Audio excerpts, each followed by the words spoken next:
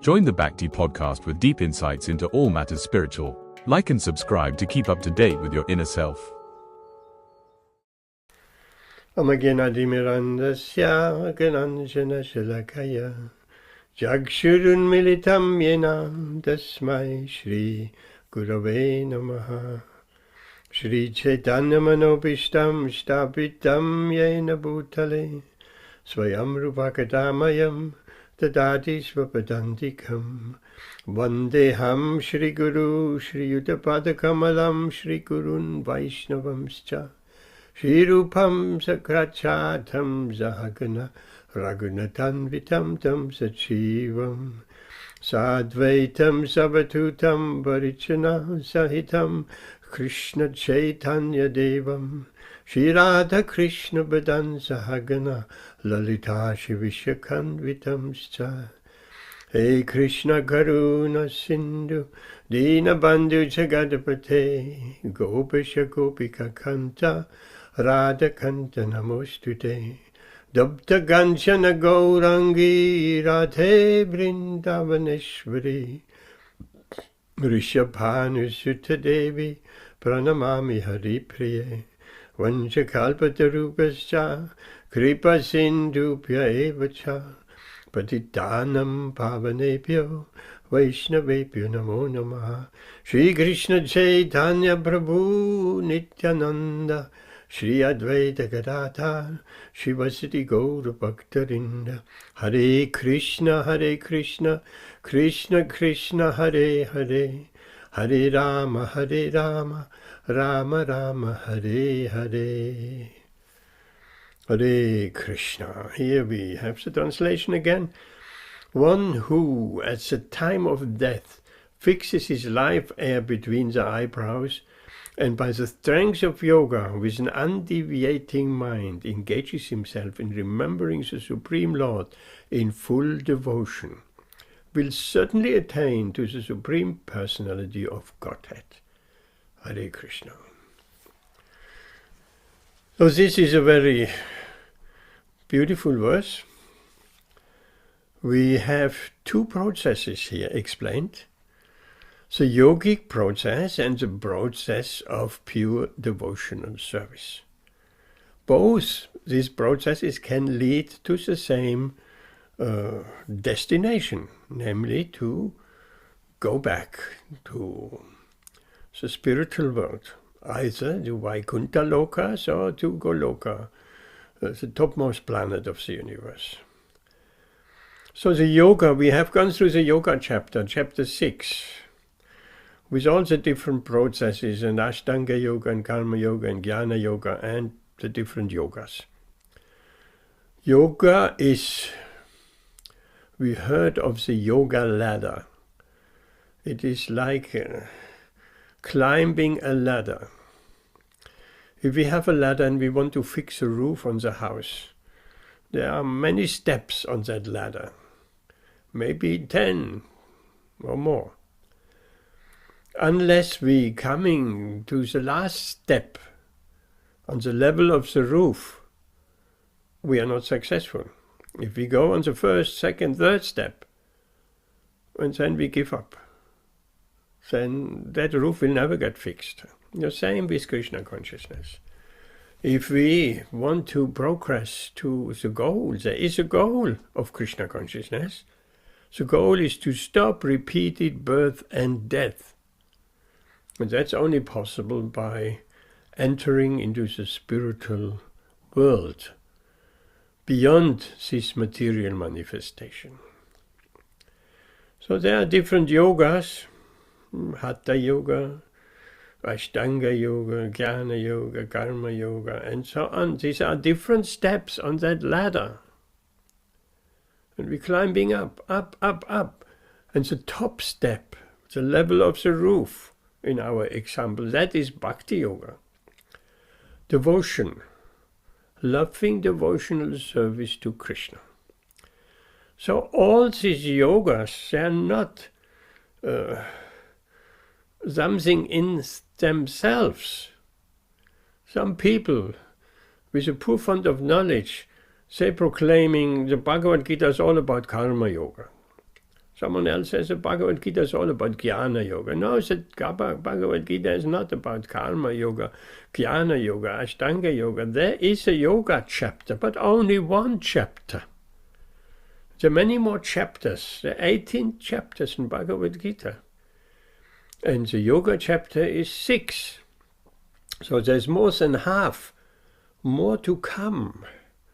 And most importantly, at the end, the last verse of the yoga chapter, Lord Krishna is saying that yogi who engages in my pure devotional service, who engages directly in loving devotion with me, that's the highest yogi. So we have to come to that. If we practice yoga, we have to come eventually to devotional service. At the beginning, yoga is just, there is some asanas there, and there is some certain practices, and here Lord Krishna gives us an example of fixing the live air between the eyebrows. Some people call it the third eye. That in itself is not... I spoke with a gentleman. I know him since a very, very long time. And we meet on the street. He's a Muslim. But he's not just a Muslim, he's a Sufi, which is an esoteric branch of Islam. So we sometimes talk here a little bit and there a little bit. So he is saying, doing some meditation. I want to wake up my chakras. Yes, some chakras. The lower chakras and the higher, all along the spinal cord chakras until the head. The top of the head is a chakra. Therefore, Srila Prabhupada, he mentions in this verse, in his purport, Chakra-Yoga. You know, that's another yoga. Chakra-Yoga. Of meditation and trying to raise the live air to the different chakras higher and higher and higher and higher. So he was saying, I want to open my third eye. I want to become enlightened. Yeah, I said, okay, yes, nice, keep going. And then he said something quite interesting. He said, once my third eye is open, I will become very attractive, and lots of rich people and famous people, they will be all attracted to me. And then I thought, aha, here we go. Yoga practice in order to attain a material goal. That is generally where yogis practicing yoga, not successful yoga, the proper yoga, but they want some material benefit. Everyone wants some material benefit in this world, even those who are on the spiritual path. Because along with Krishna consciousness, along with our spiritual development, material benefit coming automatically. Name and fame and riches, and Krishna will give all these things. He will offer to the devotee all these material opulences, beauty, renunciation, fame, wealth, all that. Krishna will offer that. Because these things are not very wonderful. But Krishna will not offer so easily pure devotional service.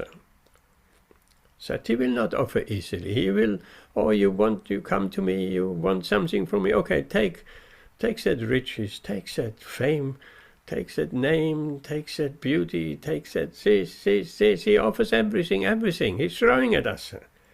In the course of our development of bhakti, these material benefits will easily come.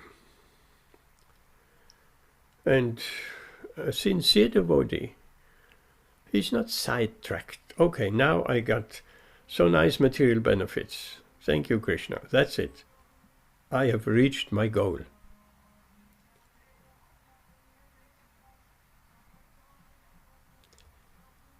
There's some music somewhere.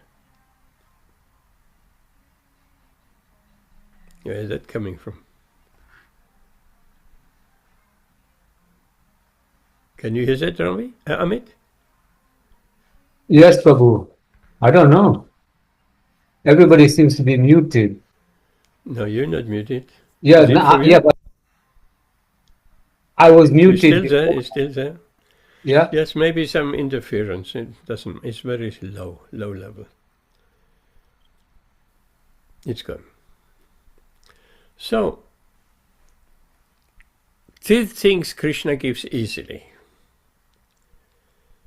But what he doesn't give easily is pure devotional service. Why, one could ask, why does Krishna not give pure devotional service? Because if he gives pure devotional service, he sells himself. He gives himself to that devotee. Krishna says in many places in Bhagavad Gītā that the pure devotee, I am in the heart of the pure devotee, and the pure devotee is in my heart. Krishna loves his pure devotees. Whatever the pure devotee likes to achieve, Krishna will grant it.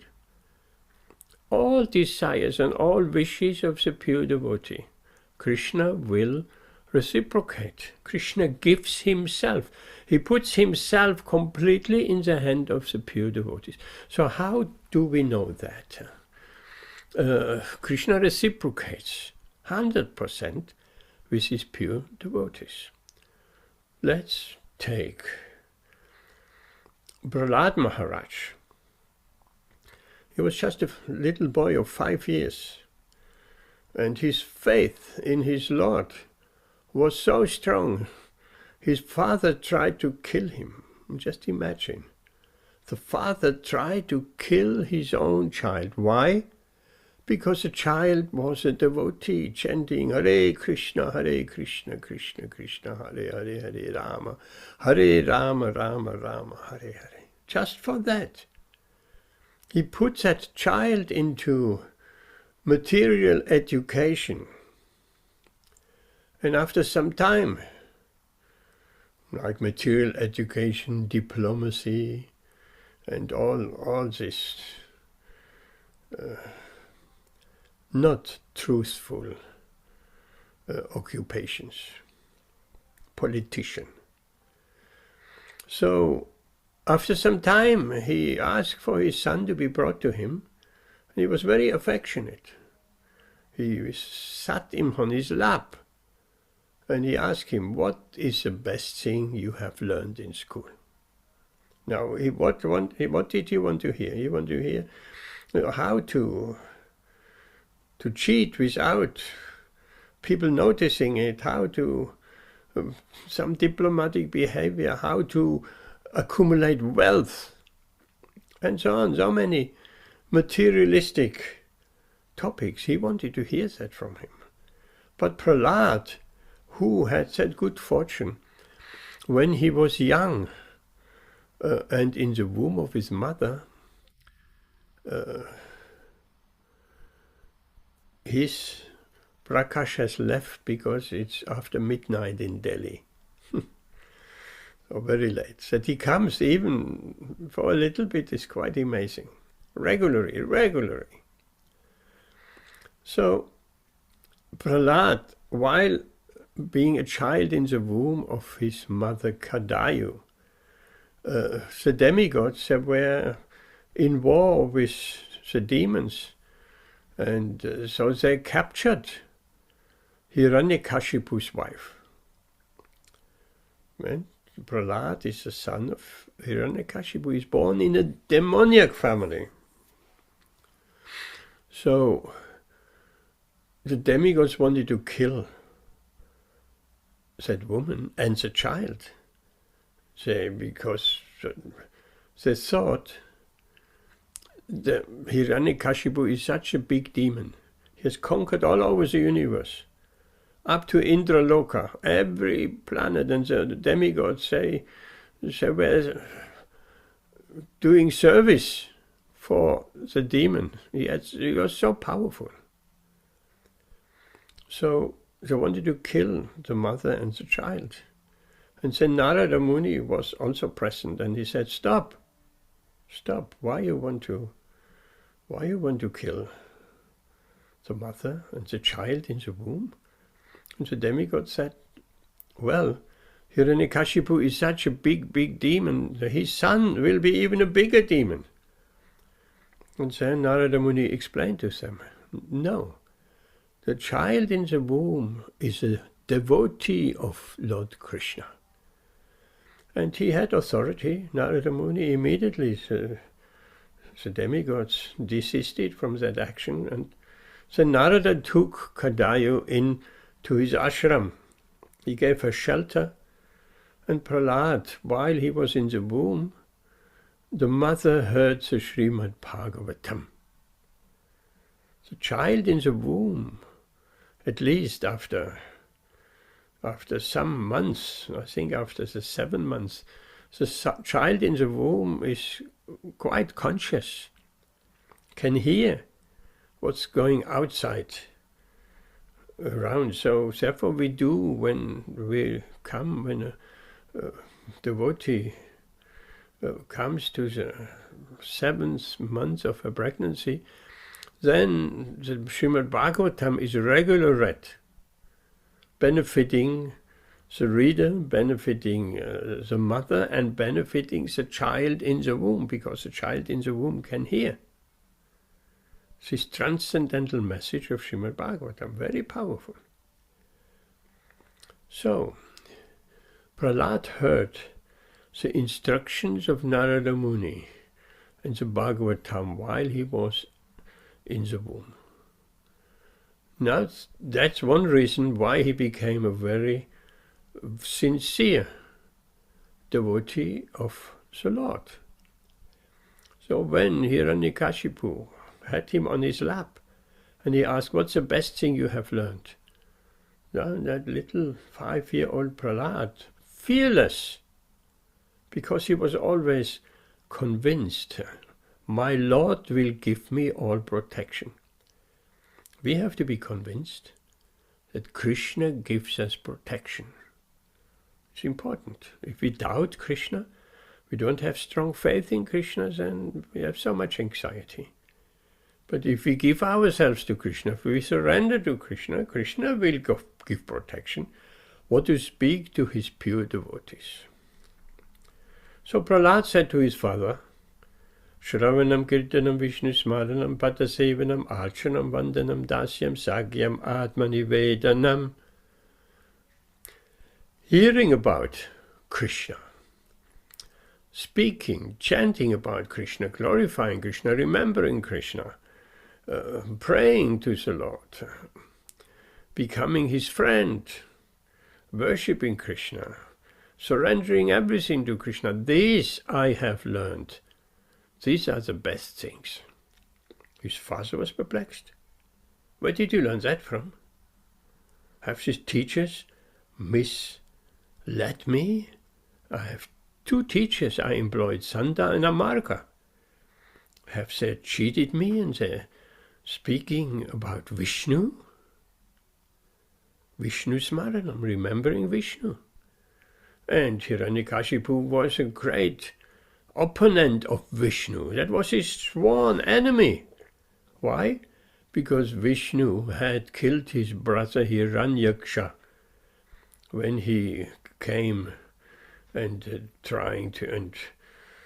plunged the Earth planet into the ocean, into the Garbhodaka ocean. And then the Lord Vishnu, in the form of a transcendental boar, he appeared. Well, Krishna can take all kinds of incarnations.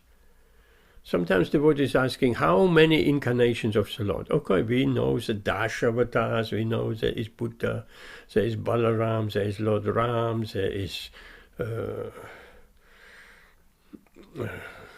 Matsya, there is Kurma, there is Vamanadev.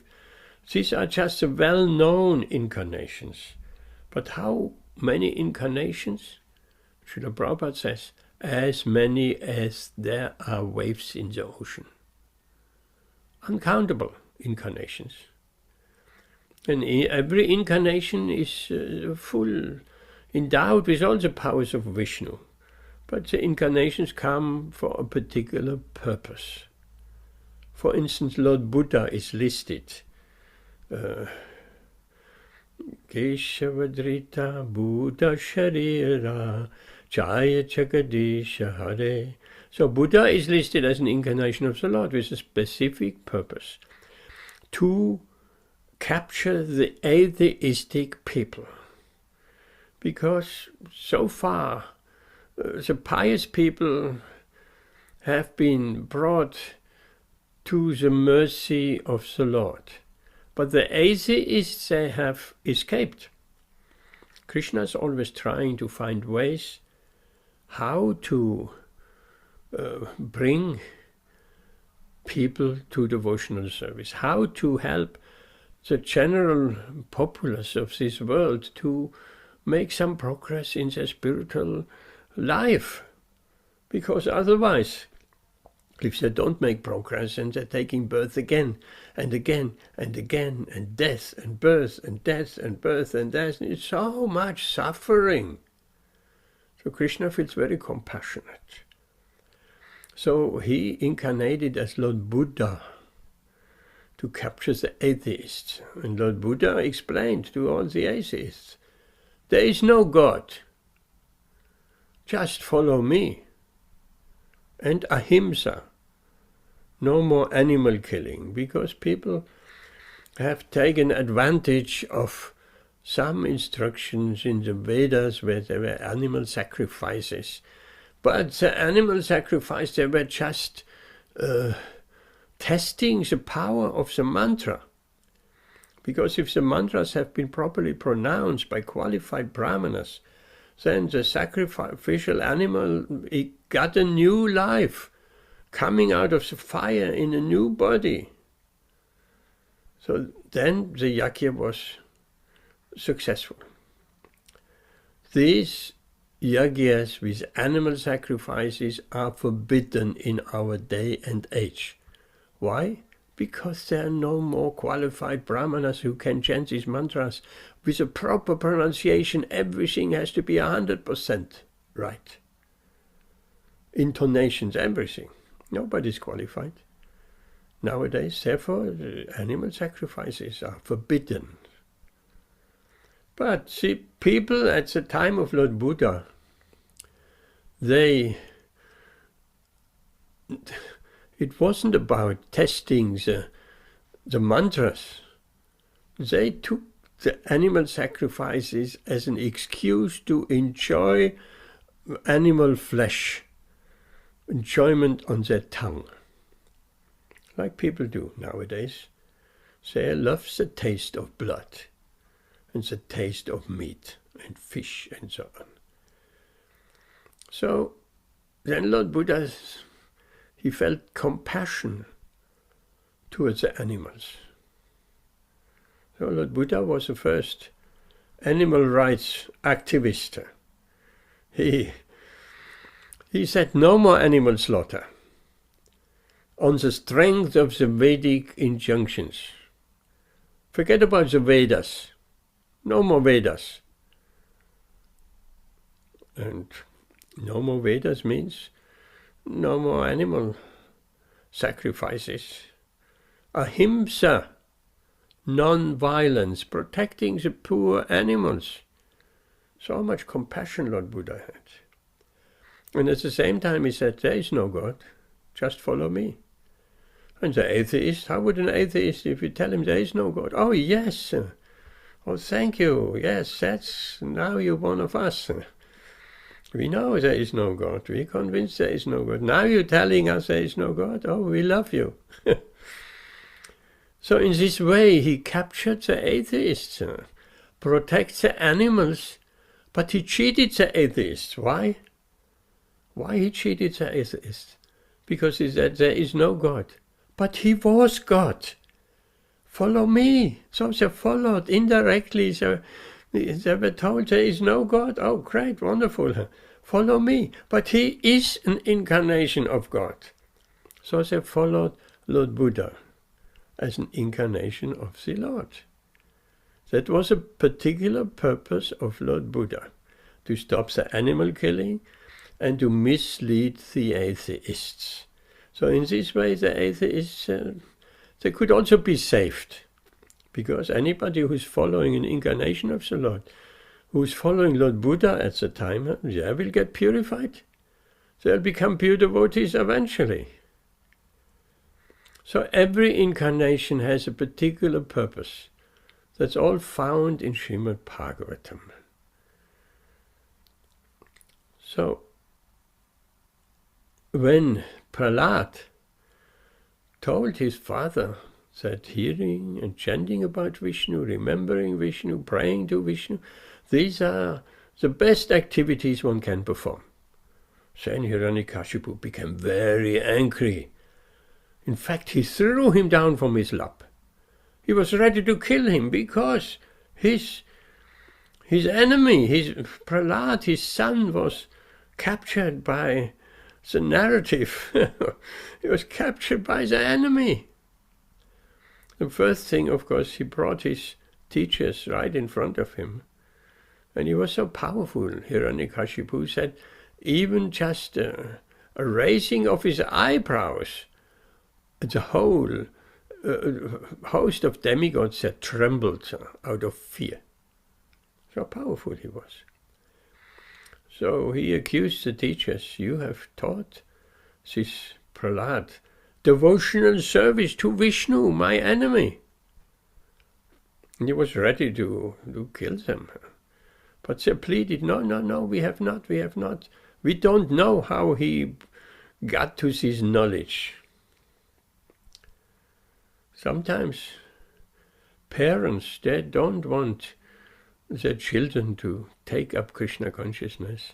But somehow others, the children have picked it up over the internet, over a book, or met some devotee, and the parents are also distraught. How did you learn about this? Krishna, Krishna, Krishna. So, Nrsimhadev, he is a great protector of Prahlad. Prahlad's faith was so strong. Then Hiranyakashipu, he tried to kill his own son in many different ways. Eventually he became so angry and he said, you, Lord Vishnu, where is he? And he had his sword ready to fight. And Prahlad said, he is everywhere. We know. Krishna is everywhere. Krishna is in the heart of all living entities. Krishna is in the spiritual world, in Vaikuntha, in Goloka. Krishna is in every and each and every atom. So Prahlad rightly said, my Lord is everywhere. Then Hiranyakashipu, he drew his sword, and if he's everywhere, is he in this pillar? The palace had some big marble pillars. And Prahlad said, yes, he's also in the pillar. And then he struck the pillar with his sword several times. And suddenly a really roaring sound appeared. Such a loud and frightening sound that everything shook like an earthquake. And every living entity that trembled like a volcano is just erupting just down the road or something like that. It was just a roar, a big roar. And the pillar cracked open. And who came out of that pillar? Nrsimhadev came out of that pillar. And he had a very particular form. That's another proof how Krishna reciprocates with his devotees. Because this Hiranyakashipu, that demon, he wanted to become immortal. We also want to become immortal, but we know how to become immortal. by chanting Hare Krishna and surrendering to Krishna, engaging in devotional service. Then we become immortal, because it is said in Shastra, and the pure devotees are telling us, you practice this Krishna consciousness, you become perfect, you become purified in your consciousness, then no more birth. And no more birth means, of course, no more death. So this demon, he wanted to become immortal. He did some great austerities. What kind of yogic austerities? He was standing on his tiptoes and stretched his hands into the sky, and just standing there for a very long time. And by these austerities, the whole universe heated up. If someone does some terrible tapasya, some terrible austerities, and there is a reaction. The whole universe, it became hotter and hotter and hotter. And the demigods in the higher planetary systems, they were afraid. It's getting so hot, it's getting so hot. The demon is doing austerities. He will conquer us all.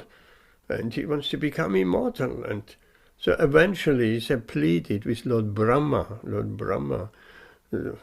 born on the lotus, the architect of this universe, the secondary creator. Everything what we see, all the different forms of life, they have been all designed by Lord Brahma. So eventually Lord Brahma appeared on the scene, because this demon, he was doing these austerities in order to Lord Brahma to appear. And then he wanted, of course, a boon. If we get some big personality to come, we want something from them. And he wanted a boon. He wanted a boon to become immortal. So Brahma came and said, What do you want? Why are you doing this terrible austerity? What do you want? And then Hiranyakashipu said, I want to become immortal. And then Lord Brahma, because he's also a living entity, like all the demigods, they have to change their body as well. They're not on the category of Vishnu or Krishna, eternal in the spiritual bodies. No, they're in material bodies. Although the time and the life expectancy in the planets of the demigods is 10 and 100,000 years. Imagine. You have I have my 999,000th birthday. Okay, put 999,000 candles on your cake. That cake will be a really big cake. So 100,000 years, life expectancy. We think, oh, that's wonderful. Well, that's in our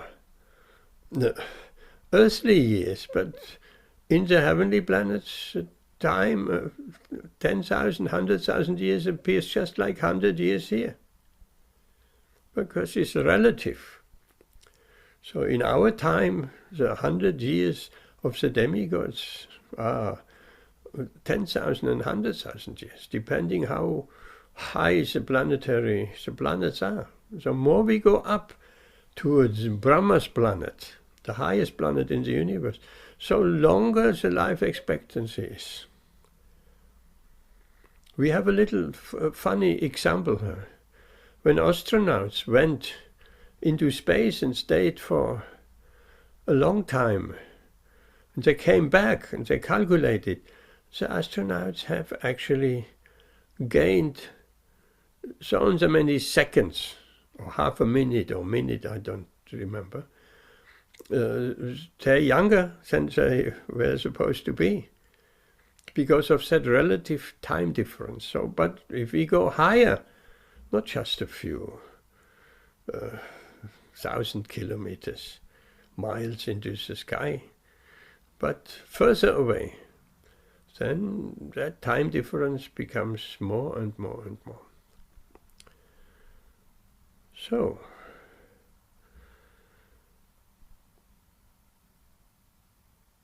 then when Lord Nrsingadev appeared, he was very angry. Why did he have this terrible form of half man, half lion? Because when Lord Brahma appeared to stop the demon's austerities, tapasya, he said, "What do you want?" And then Hiranyakashipu said, "I want to become immortal."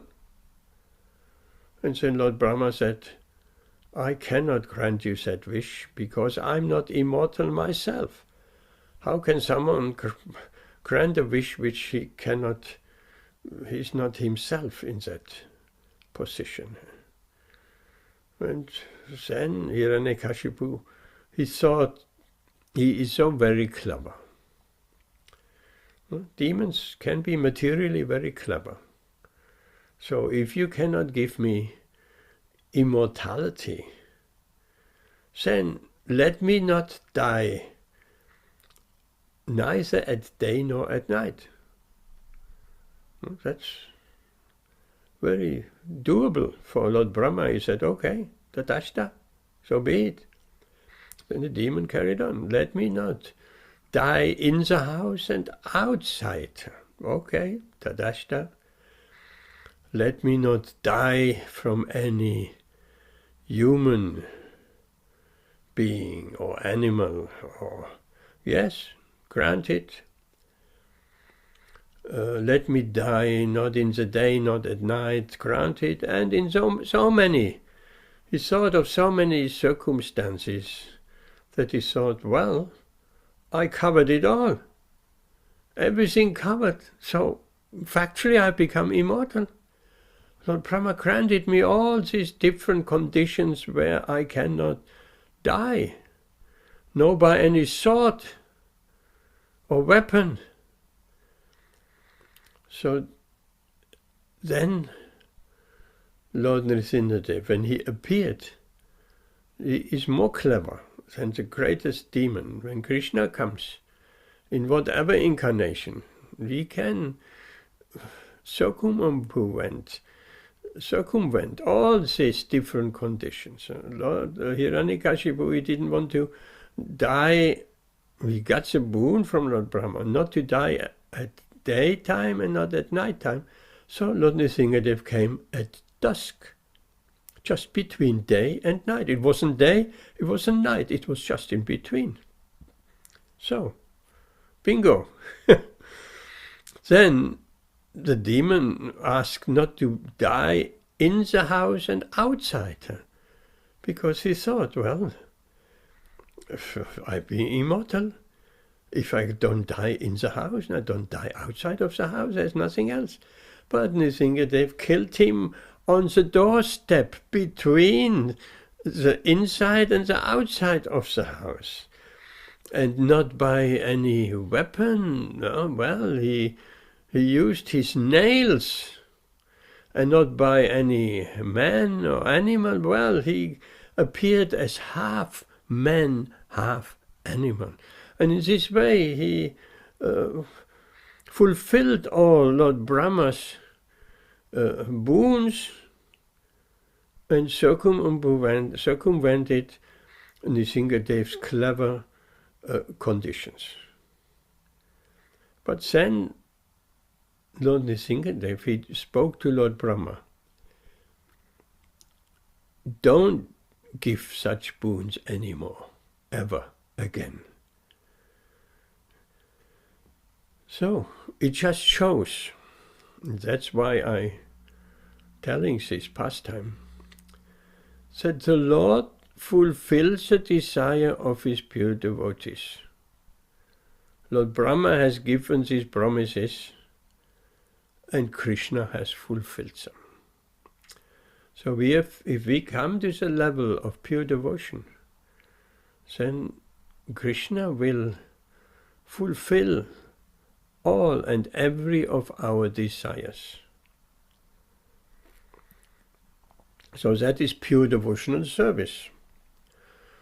So let's get back to the yogi, Chakra-Yoga, the different chakras in the body. Higher, higher, higher, higher, higher. If one attains by any sort of yoga, one attains the darshan of the Lord. Like the yogi generally is meditating on the Lord within the heart chakra, in such a way that they eventually have the darshan of the Lord.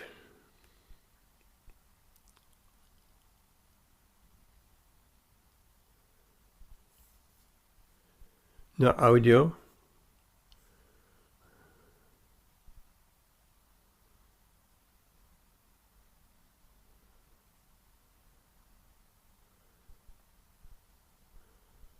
Ramananda, do you have audio or not? Hare Krishna. Yes, audio, okay, good. By the way,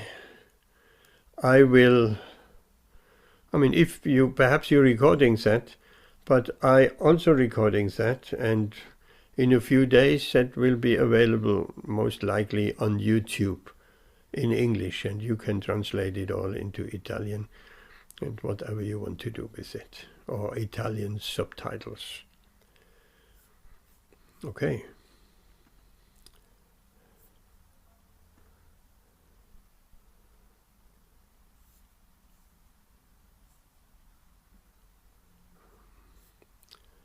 So, this chakra yoga, as Srila Prabhupada points out,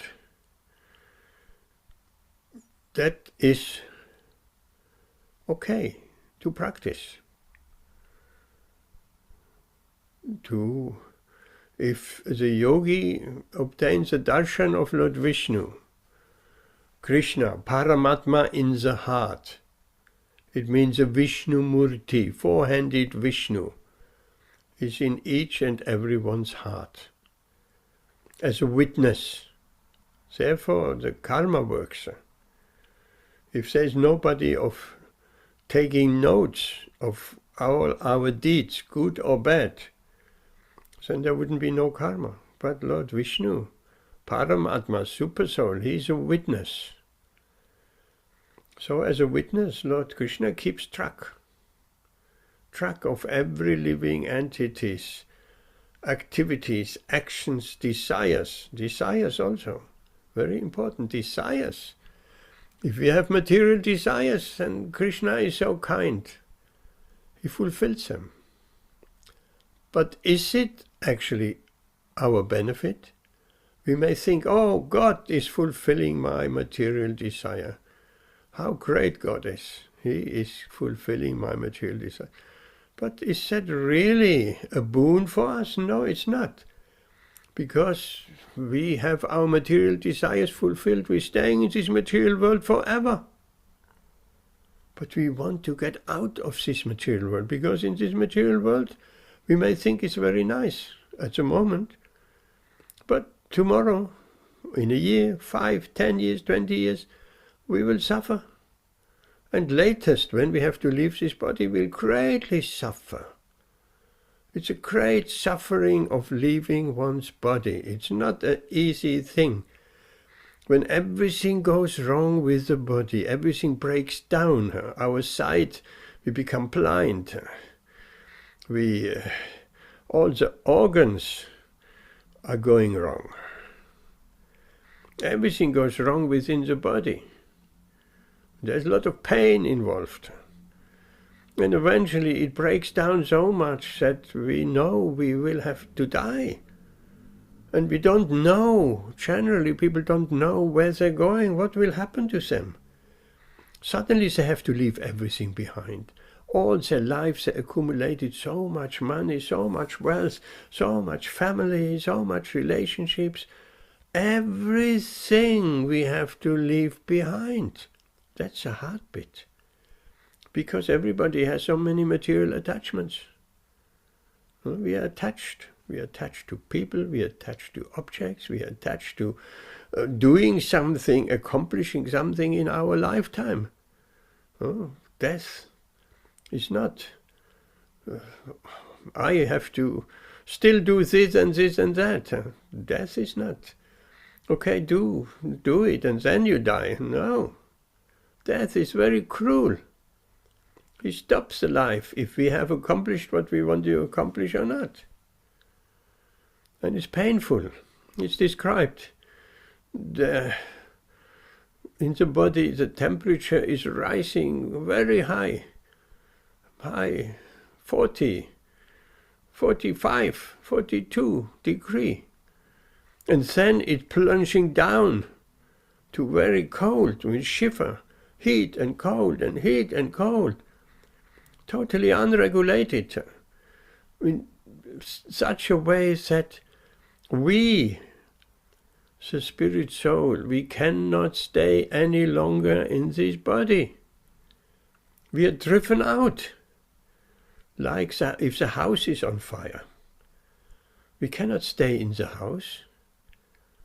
Our dear house with all our dear objects, we just got a beautiful grand television and the car in the garage and new car, and we saved up so much and the mortgage is almost paid and all our possessions, and suddenly there is a fire in the house. We have to leave. We can take nothing with us. Immediately we have to leave.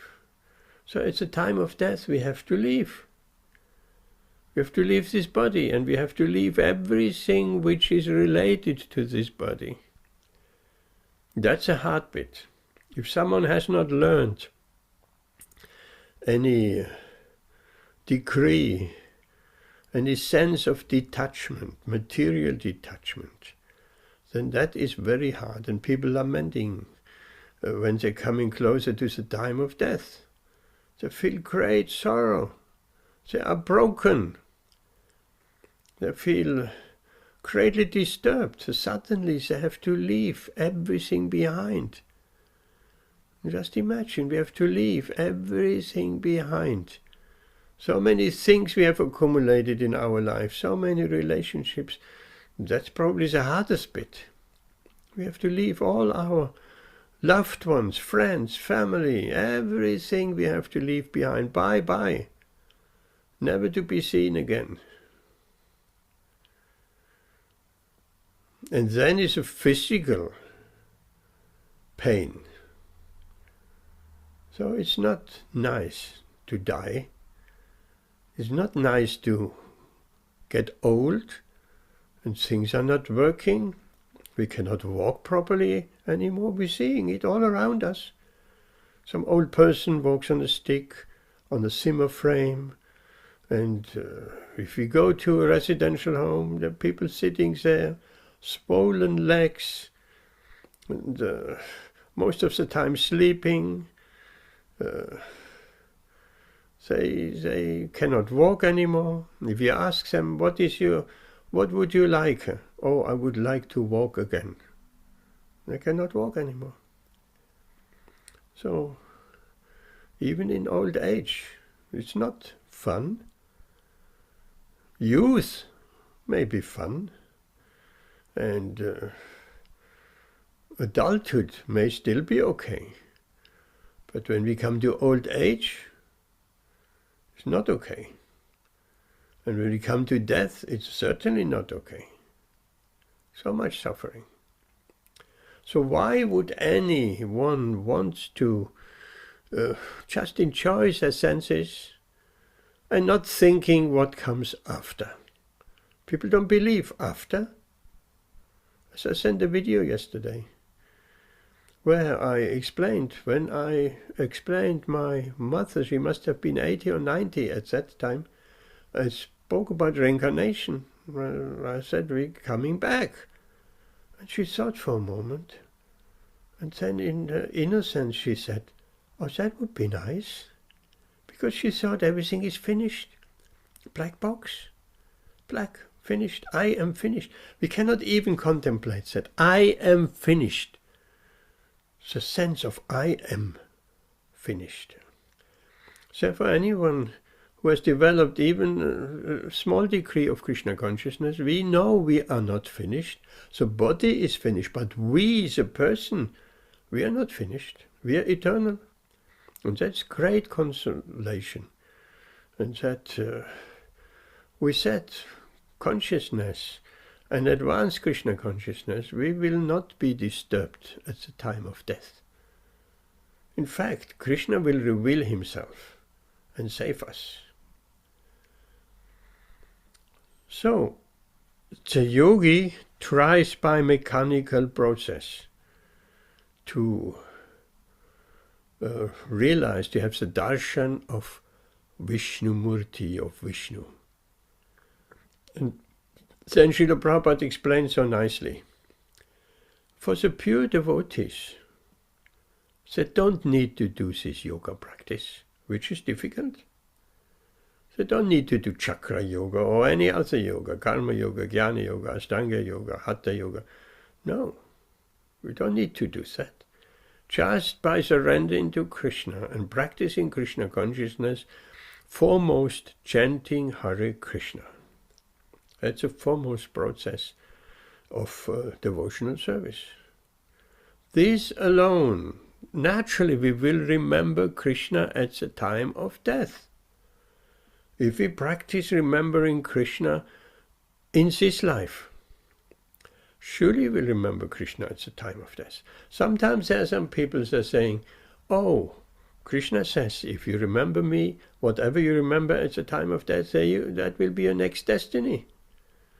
So I can live a life of material comfort and forgetfulness of Krishna.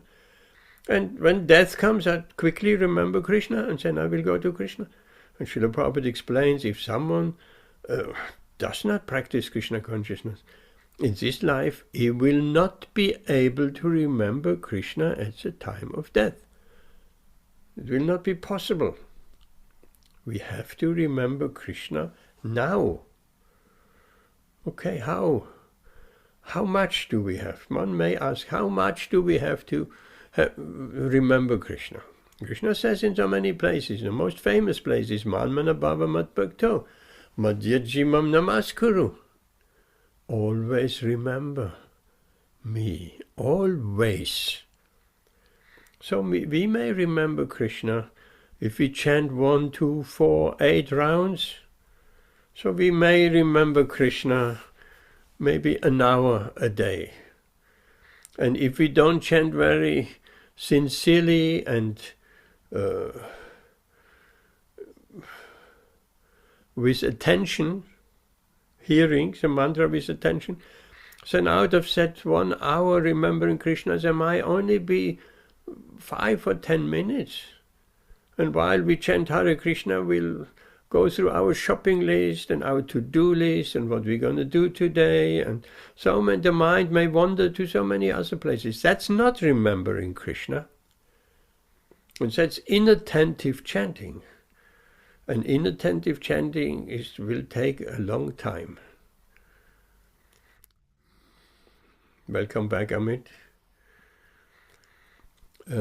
So, if we concentrated chant Hare Krishna for an hour or more, or half an hour, so okay, every day we remember Krishna for half an hour.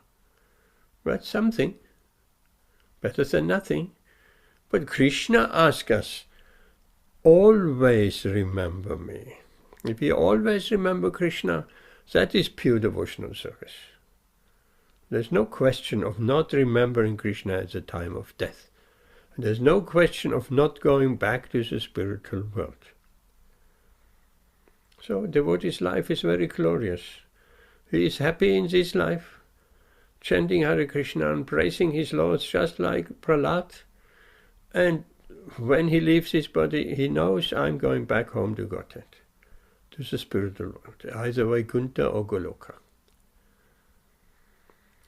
Okay, so 2 processes, the yogic Sat-Cakra-Yoga explained here, and the process of pure devotional service. Okay, any comments or questions, Amit? Hello, Prabhu. Hello, Prabhu. Here you are. Yes. Yeah, sorry, I don't know what happened then, Prabhu. My Yeah, I lost your. I couldn't get to it. I'm on you're on my mobile, but I just couldn't get Oh, the access to it. But anyway, you're here now. You're here now. Any yes. questions, Amit? You didn't miss much, or nothing really. No, I heard. Yeah, I was listening to it saying, um, What are your thoughts?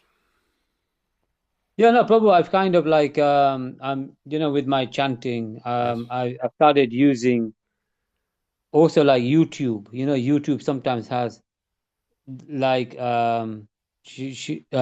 chanting on there. So they Kirtan. not kirtan, but they do an actual chant. The chant like Hare Krishna, Hare Krishna, Krishna Yeah, Krishna. yeah, and then they do it, with the it lasts for about 10 minutes, each round. It's popular, it's a proper chanting, Yes, yes. So I'm using that as a guidance now, as a making sure my That I helps my that helps to fix the mind a little bit, right? yeah, it's Shri Prabhupada, he is chanting. Oh yes, So that is very famous tape. That yeah, is yeah. helping many, many devotees. I have done that as well.